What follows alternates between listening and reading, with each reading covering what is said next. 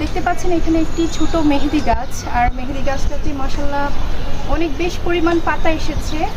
আর আপনারা জানেন যে মেহেদি পাতা আমাদের চুলের জন্য অনেক বেশি উপকারী। ইভেনচুয়ালি আমাদের মাথা ঠান্ডা রাখার জন্য কিন্তু মেহেদি পাতা অনেক বেশি ইফেক্টিভ ওয়েতে কাজ করে। বিশেষ করে মেহেদি পাতাটা আমরা কখন ব্যবহার করি? আচ্ছা, গাছটা আমরা একটু দেখাই। মেহেদি পাতাটা আমরা তখন ব্যবহার করি যখন হচ্ছে যে আমাদের মাথা গরম থাকে। অনেক ডক্টর কিন্তু সাজেস্ট করে মাথা ঠান্ডা রাখার জন্য মেহেদি পাতার পেস্ট বেটে মাথায় দিয়ে রাখলে কিন্তু মাথা ঠান্ডা থাকে। এছাড়াও যাদের অল্প বয়সে চুল পেকে যায় কিংবা যাদের বৃদ্ধ বয়সে চুল পেকে যায়, চুলটাকে একটু কালারফুল, রেড কালার অথবা একটু খয়েরি কালার করে রাখার জন্য কিন্তু মেহেদি পাতার অনেক গুণাবলী রয়েছে।